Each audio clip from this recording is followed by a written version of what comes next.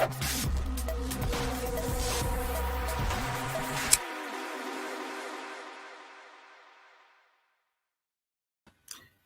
morning, welcome back to the Celtic Way.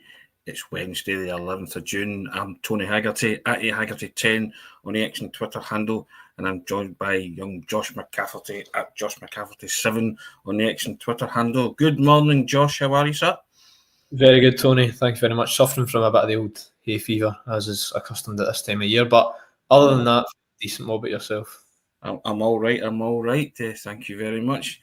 It never sleeps in the land and world of Celtic, so we'll get into that in a second. But first things first, we say thank you to Seneca Medical Group. They're the #1 hair transplantation clinic in the UK, and they're with us, sponsoring us for the whole of next season, 2025-26. We say thank you to them. So check them out on the socials. That's Seneca Medical Group, the #1 hair transplantation clinic in the UK. Cheers to them, and we are proud to be sponsored by them.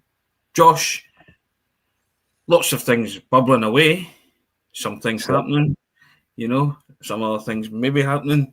But first things first, the one thing that did happen, the worst kept secret in British football, Kieran Tierney finally back at Celtic Park and holding the Celtic strip, taking the number 63 jersey, which he's accustomed to, Josh. I thought he might have taken the number 3, but there you go.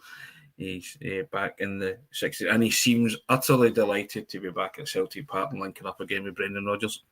Yeah, it's the announcement everyone's been waiting for, isn't it? It's been kind of in the works since January, I believe. And the number 63, I think it's good to see. It's a nice nostalgic touch from Tierney to take back his old number. 5-year deal, committing his long-term future to the club, so that'll take him way into his 30s. And I think if he gets fully fit and firing, there's not much of a debate. He'll be one of the best players, if not the best, in the Scottish Premiership. He's been down south, played at an elite level with Arsenal in the Premier League, played in the Champions League, had a year out in Spain with Real Sociedad. He spoke about, after signing again for Celtic, how much that kind of helped him mature and learn a different culture and a language. And he was living abroad, so he's had that experience as well.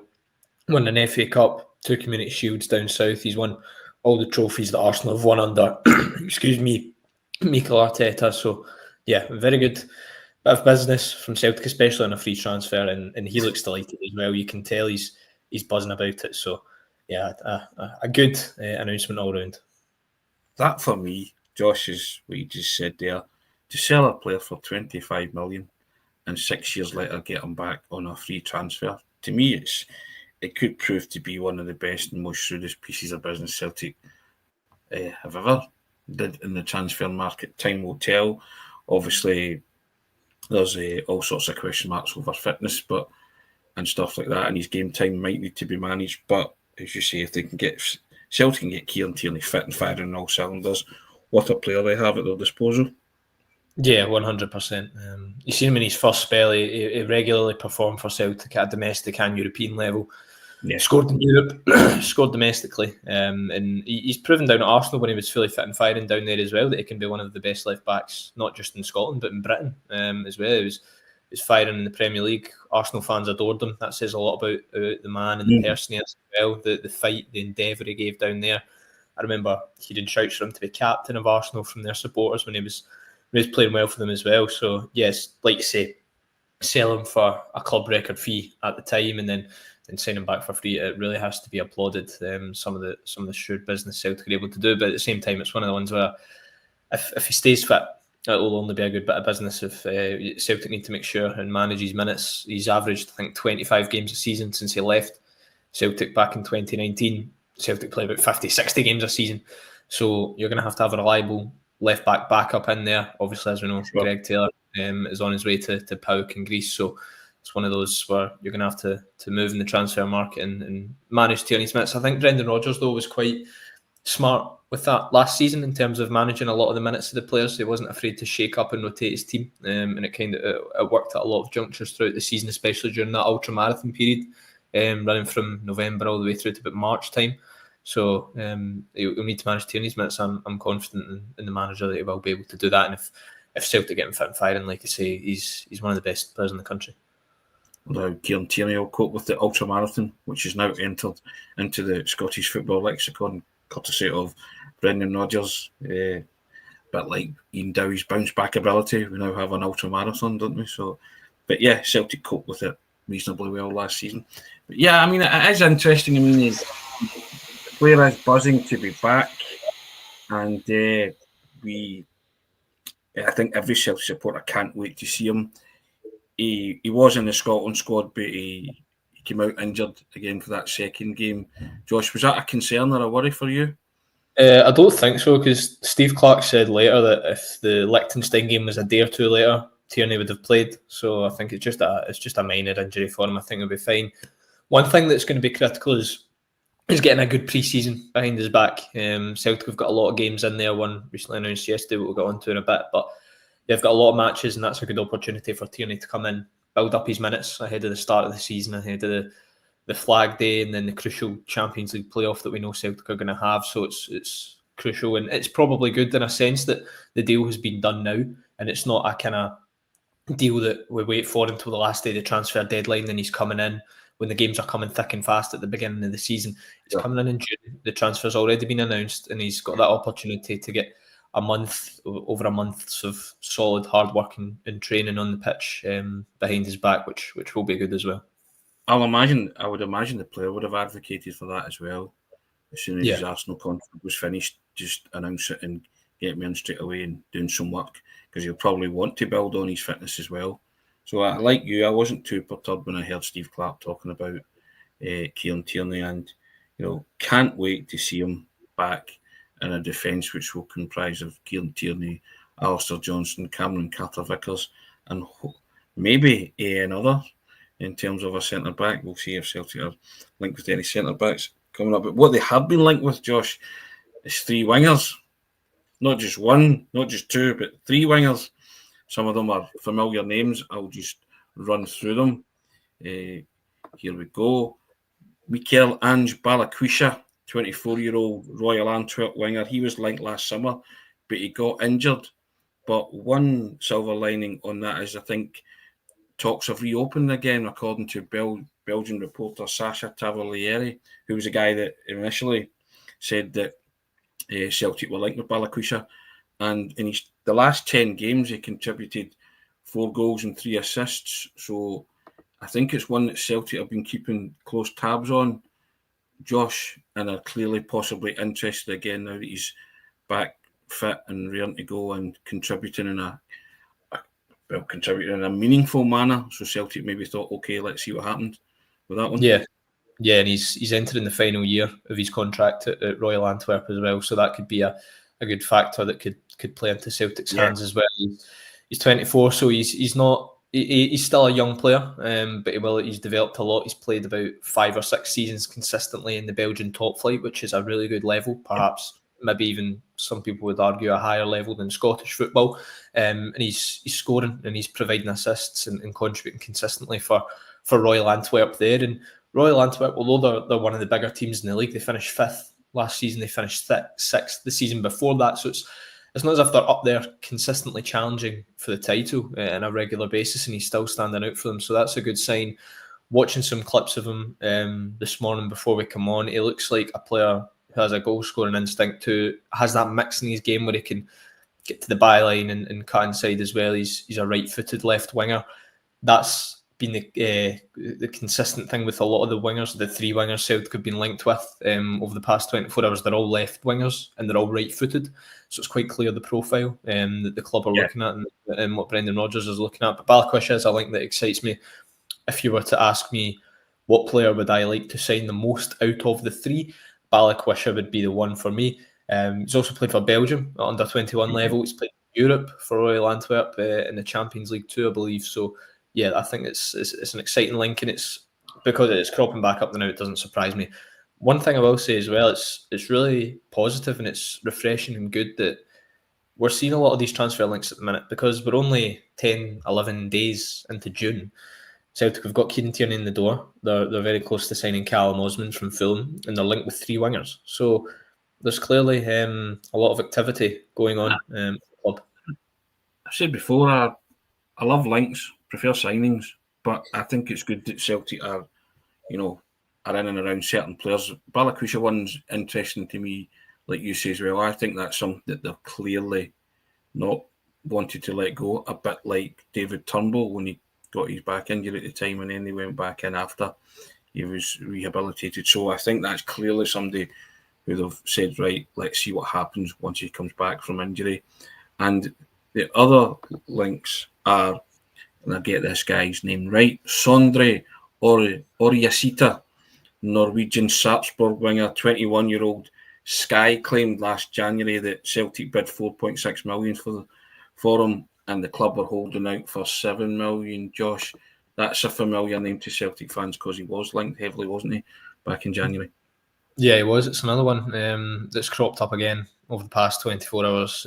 Sky again reporting that Celtic have real talks for the 21-year-old. He's of a similar profile to Balquisha yet again, left winger, right-footed.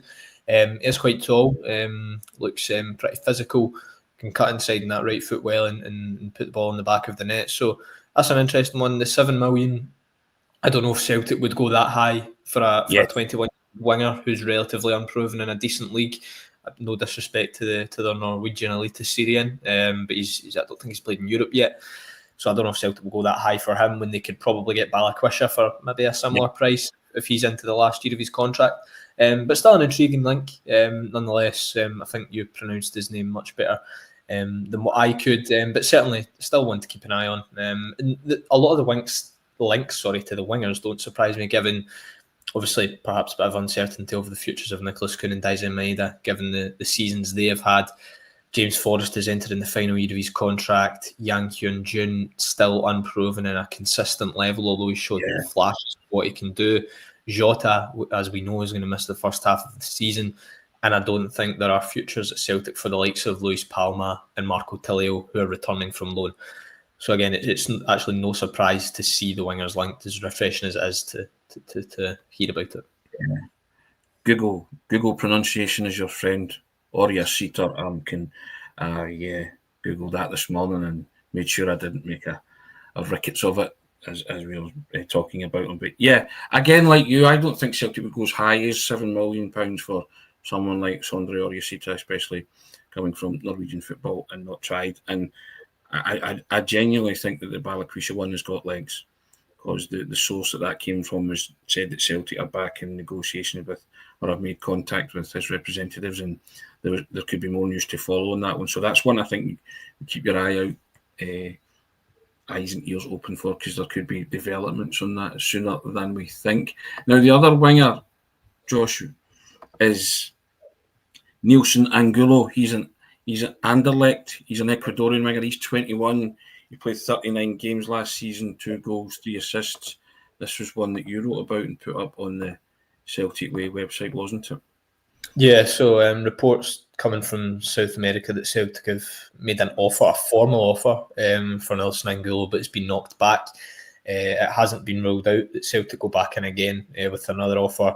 21 years of age, once more. Feel like I'm repeating myself here. Left winger, right-footed. Nielsen Angulo has already played 5 times for Ecuador. He made his senior debut for his country when he was just 18 years of age.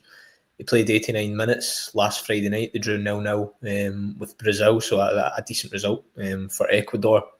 I think when you're a player, particularly a young player, who's consistently are getting called up for the country and playing for the country at senior level, I think that's always a really good sign, especially at a country like Ecuador. South America is very competitive at an international level. He moved to Anderlecht when he was young, 2022. They paid €1.9 million for him when he was 18 from Quinto. In his homeland, he's been into Anderlecht. He's just played a lot of games for their youth sides who play in the lower divisions. And then he's kind of worked his way into the senior team and became a regular there over the past 12 months. He's not consistently providing goals and assists, but perhaps as a 21-year-old, you wouldn't expect that. Going on YouTube to see one of his clips, he looks like a flashy winger. And I think he has a lot of tricks and flicks, and supporters like that. But what supporters also like is goals and assists and providing for the team on a consistent basis. So I think that's one thing he probably needs to add to his game. But if it's one that the club are interested in, maybe it's one they'll do. I'm not sure about a potential price. There's no mention of a price in the report of the formal offer. In his YouTube clips, the video is titled "The Next Neymar." So that tells you a bit of the kind of style of player he might be. But if he can add goals and assist his game, then he could be a very good player. I've seen a lot of players come over from South America to the likes of the English Premier League. Pervis Estupinian and Moises Caicedo had really good success at Brighton and Hove Albion.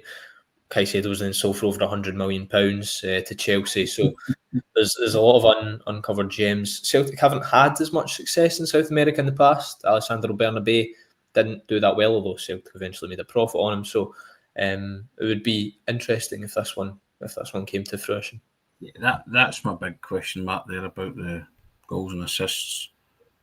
Josh, someone a winger who's playing 39 games and contributing 2 and 3 and assisting goals and assist column, for me, maybe need to be doing more. And you say likes a bit of tricks and flicks. Do Celtic no have a Honduran winger who liked a bit of that and who contributed goals and assists in the first season, hit some sort of comfort zone, and then just kind of didn't contribute goals and assists and ended up out on loan. So that strikes me as being a bit like that. Could be wrong in that, but obviously somebody's tipped Celtic to want to have a look at this guy and run the rule over him. But I, out of the three, I'm like you. I would like to see them follow through in Balikwisha. I like the look of it. I like to look at Balikwisha when they were first linked with him.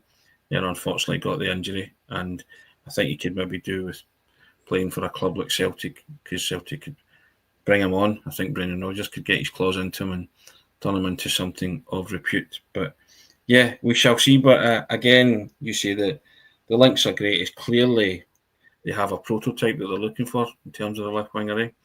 Yeah, definitely. Who also good with his right foot as well. That cutting inside and having a shot at goal type stuff. Delivery for me, if you're out on the left wing as well, would have to be decent. But I think, as you say, having looked at the clips and stuff, they can deliver, can't they? Yeah, I think one thing Celtic fans want in a winger as well, and this has been one of mine, a lot of people's major complaints with Nicholas Kuhn, although he's a right winger, is doesn't get to the byline enough. Brendan Rodgers likes his wingers to cut inside, whether it be Scott Sinclair, whether it be Kuhn himself, but you also want to see them get to the byline and have that variety in their game. So you're just hoping whoever comes in, whether it be Balikwisha, Angulo or Jaceta, they come in and they're able to have that mix up. Dyson Maeda has it pretty well. He can cut inside. He can also get to the byline. So let's just see what happens. I think it's early days still in the transfer window. We're only 11 days into June. The first pre-season friendly isn't for 3 weeks, but well, keep your eyes and ears peeled as well, I would say. The byline ball cutting back across, it's impossible to defend that at times, Josh. Yeah. And then for me, one of the goals that typified last season was Nicholas Kuhn's goal, actually, from Arne Engels, cut back in the cup final. Yeah. It's impossible to defend, and all he had to do was get the connection that was in the net. It should have been the winner.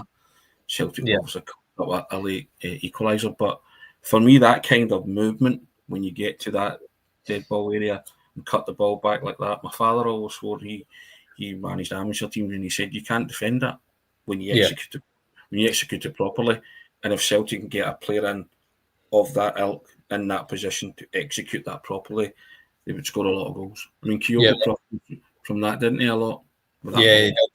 Dyson Maeda could from it against Rangers at the beginning of last season. Alistair Johnston back in the 3-0 game at Parkhead. So if you want a winger who can provide goals and assists and who has the instinct to be in and around the box and the movement to be in and around the box, and I think Balikwisha's goal record, he scored obviously not as many this season as he would have liked given the injury. I think he missed 29 games through 2 different injuries, but before that he was consistently scoring 10 goals just round about that in the Belgian league. So that's a good sign, and that's what you want. So if he has that instinct in the box, I think he's played a couple of games up front as well, so a wee bit of versatility, but he would be coming into Celtic as a winger. So let's say keep your eyes and ears peeled, and perhaps he can be scoring goals in green and white. Pre-season plans pressing ahead as well in terms of games, Josh. Celtic announced, or Queen's Park announced, that they will play Celtic. They played them last season 6-4. I was actually at that. There you go. And Bosun the Wild played. Noden Thiago Home played. There you go. Yeah. And also the Como Cup. We've now got dates for that, haven't we? So, in a format. So, looking forward to that, Josh. Looking forward to it being ramped up and the football coming back. Yeah, definitely. I feel that football's kind of just finished watching some of the international games. Senegal beat England last night, which was pleasing to see. But yeah, Queen's Park game, Friday the 4th of July. I think that's the first one. It's at the City Stadium. That's where it was played last year. Kyogo scored a hat-trick in that game. Francis Turley scored in that game as well. So perhaps a chance for kind of some of the younger boys to get an opportunity, because the guys who were in international duty won't be coming back until a wee bit later. So you've got that penciled in, and that'll be a good workout for Celtic, I'm sure. Then you've got the Como Cup. So the way it's working is there's only going to be 4 games. So Al Ali will take on Como, and then Celtic will take on Ajax. And then I think it's going to be into a mini league table. And then the team who finishes first and second after those 2 fixtures will play in a cup final. Then the team who finishes third and fourth playing a third place playoff. So it'll be a good opportunity for Celtic against some decent sides. We know Ajax think they're going to have a new manager this summer. Obviously, they get Francesco Farioli departed the club. Al Ali coming over from Saudi Arabia to play, and then Como, who obviously have Alex Valle, as we know, and Cesc Fabregas at the helm. So it's going to be a good pre-season for Celtic. We've got games against Sporting penciled in. Newcastle United are coming up to Celtic Park, so some decent level of opposition. It's clear that the manager wants Celtic fully fit and firing get into this season, especially the Champions League playoff, which is such a crucial game as well. So yeah, looking forward to pre-season starting. It's less than a month away now, which is good. You've also got Cork City penciled in there as well, going across to Ireland. So yeah, it should be good. Every pre-season's busy in Celtic, take the club somewhere, or have a raft of fixtures. But there's a couple of exciting ones in there, as you say. Playing Ajax in the Como Cup will be great, but Newcastle as well. And that I mentioned on Monday or Tuesday, I want to hit the ground running for this Champions League qualifier. Josh, I don't want any stone left unturned. I want Celtic to be really, got some serious momentum. They got serious momentum from playing Manchester City and Chelsea last season in America, and players like Kuhn carried that on, and it was great. So I want that. I want similar to happen. I want all these games to be used for a purpose, so that by the time you come to the Champions League qualifier, which will be season defining, Kevin McKenna was saying he's not so sure if it was yesterday, but I disagreed with him on that. It is season defining, and that's where I want Celtic to be. I want Celtic to negotiate this qualifier with the minimum of fuss, if possible. I know it'll be a tricky game, but I just want them to be ready for it. I want the team and the formation and the shape and everything to be as well as it can be, and Celtic just to take that hurdle in their stride. Yeah, it's a massive game. I think it definitely is season defining, I would say as well. If you lose that playoff, you're in the Europa League and you miss out on 30 to 40 million pounds, a huge financial injection coming into the club. So it's massive. It'll be one of the manager will sit down at the beginning of the season with the squad, and they'll shell out their key targets for the campaign, and negotiating that playoff will be one of those key targets, regardless of who Celtic play in the game. We know they're going to be seeded for it. We don't know whether they're going to be home first, away first, or whatever the situation is going to be. But like you say, if they can get the momentum going against the likes of your Sportings, Ajax and Como, we know results in Newcastle. Results in pre-season don't really matter. Well, it's the performances. If Celtic are consistently playing well and playing attacking football in their stride, even if they're drawing games or losing games, as long as they're playing well, and then they get off to a flyer in those first couple of league games, then you go into that playoff in a very, very good place. And that's exactly what you want, because it's massive. You don't want to be dropping into the Europa League. And I believe Celtic negotiate the playoff. It would be the 4th season in a row in which they've qualified for the Champions League proper, and that'll be the first time that's happened in club history. So a bit of history is up for grabs for the team if they can negotiate that playoff too. Brendan's keen on these team meetings, Josh, right at the start of the season, setting out goals. Target 1, 2, and 3 for me are win the qualifier, win the Champions League qualifier. That's the first 3 targets for me. I know it's one and the same, but I would drum it into them. It is massive. Tony and Josh Jameson's asking, who would you like to see play alongside Cameron Carter-Vickers next season?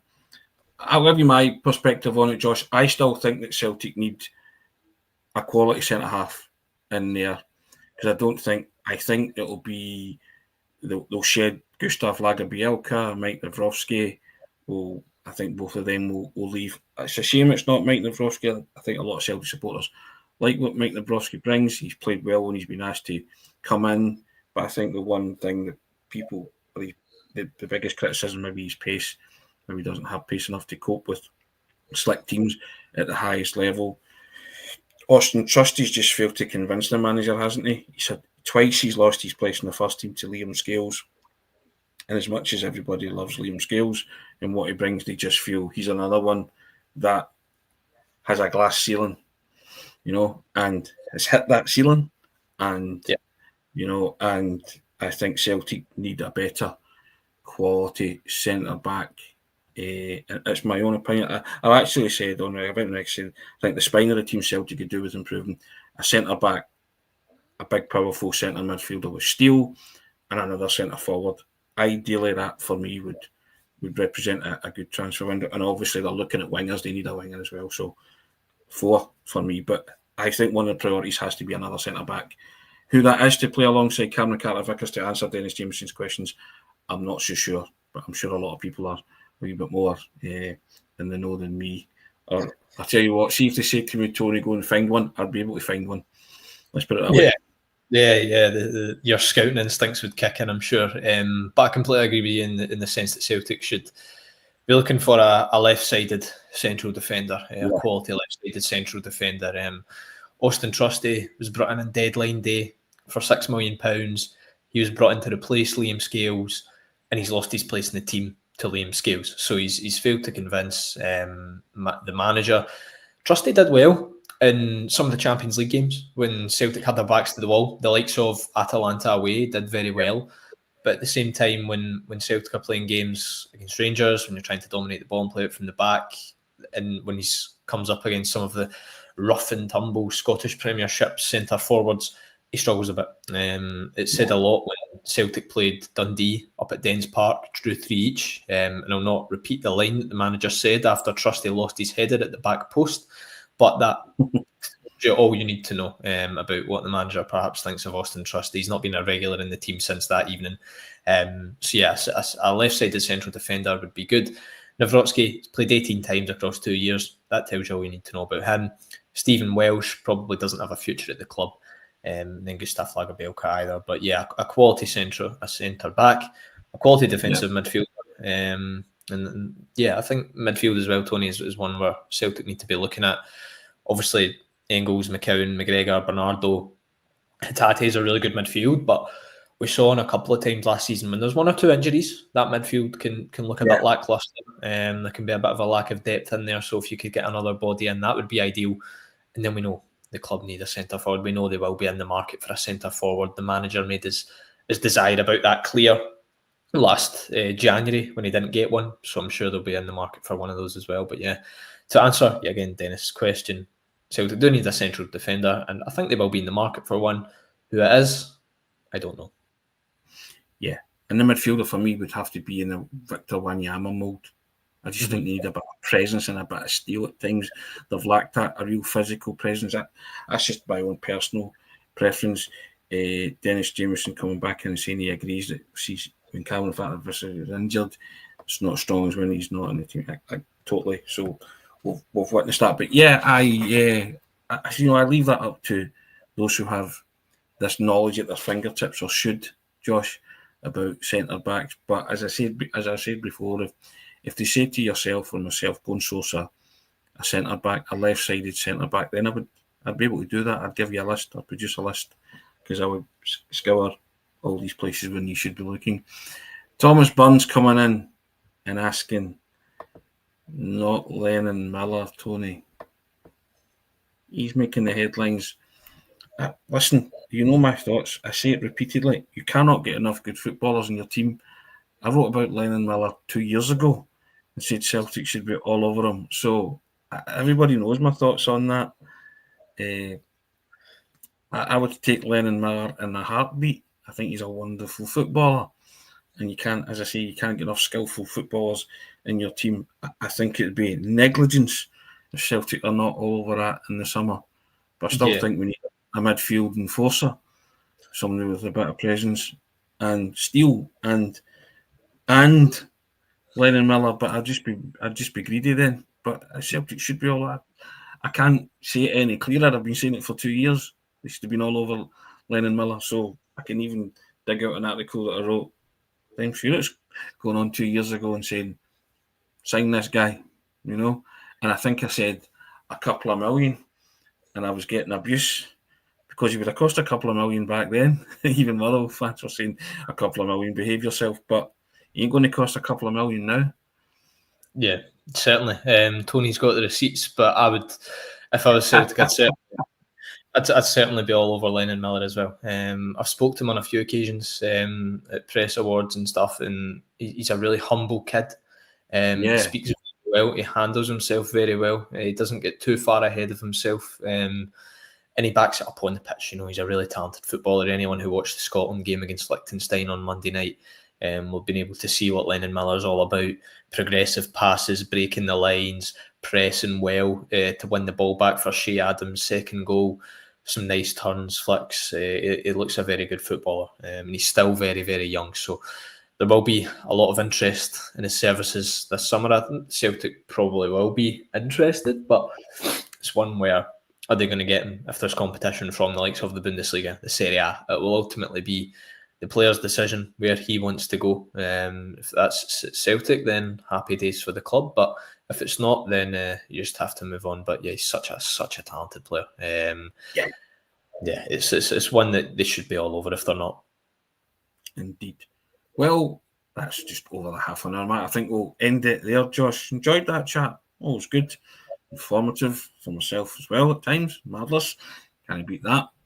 But we say thank you to Seneca Medical Group, the #1 hair transplantation clinic in the UK.